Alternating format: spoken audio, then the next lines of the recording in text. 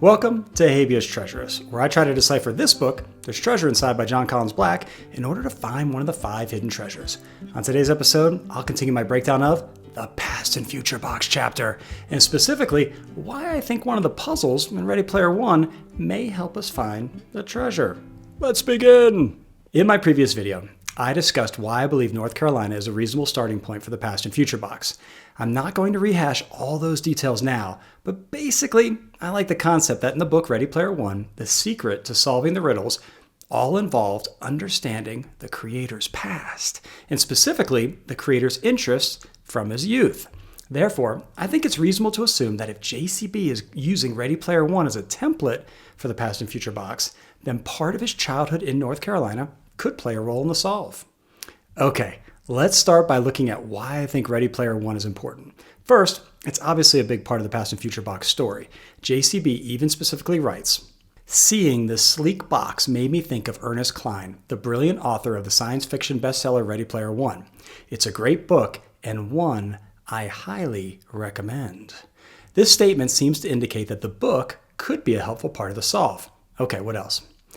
Well, JCB also calls out a number of specific pop culture references that help the main character find the egg in the book. He writes, "Wade Watts, the unlikely boy who eventually uncovers Halliday's Easter egg, navigates challenges that involve games such as Pac-Man, Adventure, Zork, and Dungeons & Dragons. Movies such as War Games and Monty Python and the Holy Grail also play a vital role." Okay, so here we are, given a partial list of the pop culture references that helped Wade find the egg. But which ones are important to finding the Past and Future box? Well, they all could be, but let's start with the one that most likely ties into the word search. The word search begins with a strange title, Welcome to Wordsearch.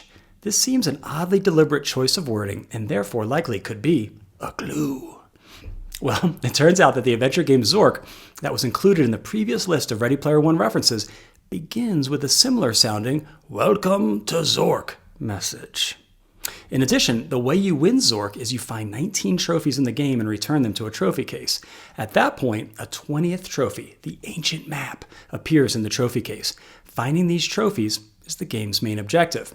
What's interesting about the Past and Future box word search is that after finding all the words, you have 19 letter O's left over, exactly the same number as the Zork trophies you need to find in order to complete the game. So it's possible there are at least 3 different nods to the adventure game Zork in the chapter: the direct mention in the story, the title of the word search, and the 19 O's left over after you find all the hidden words. This led me to study how Zork is used in Ready Player One as part of the story. In the book, in order to find the Jade Key and unlock the second gate, the characters had to solve this riddle. The captain conceals the Jade Key in a dwelling long neglected, but you can only blow the whistle once the trophies are all collected. As I explained earlier in the video, the trophies in the building long neglected are Zork references. Part of the solve involved the characters traveling to a special planet where they would play a virtual reality version of Zork and collect the 19 trophies. The other part of the riddle was a reference to a famous hacker from the 1970s named John Draper, aka Captain Crunch.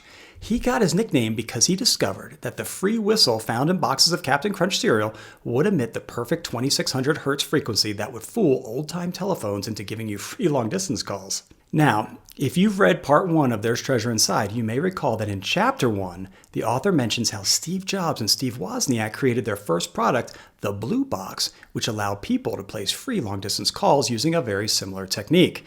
Well, it turns out that the 2 Apple co-founders consulted with John Draper on the product, and he even came to work as an independent contractor for Apple in 1977. I think this relationship is another unlikely coincidence that could be a clue. I like the idea that JCB could be using the Jade Key puzzle from Ready Player One as sort of a template leading us to a part of the solve. Here's what I think that solve could be. If the 19 trophies we were supposed to find in the word search are the 19 leftover O's, then I asked myself, which popular cereal should we use as a proxy for the Captain Crunch part of the riddle? Well, how about a cereal that looks like O's? How about Cheerios? Now, I know what you're probably thinking right now. Yo, HT, how can a nutritious and delicious breakfast cereal like Cheerios help us find the Past and Future box? Good question. Well, It turns out that there's a popular children's camp in North Carolina called Camp Cheerio.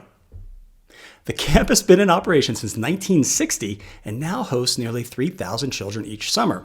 It's located in Glade Valley, North Carolina, which is only about an hour drive due north of Statesville, North Carolina, where the author grew up. Is it possible that attending Camp Cheerio is the favorite childhood memory that we are supposed to find? In a lot of ways, it makes sense. JCB's dad was a Baptist minister, so sending his son to a Christian fun camp located just an hour away tracks. Also, JCB said he hid the boxes in places that meant something to him. Maybe Camp Cheerio is such a place. The pictures on their website definitely make it look like a lot of fun. Anyway, that's all I've got for today's video. I hope you enjoyed it and that it helps you with your hunt. Stay safe out there.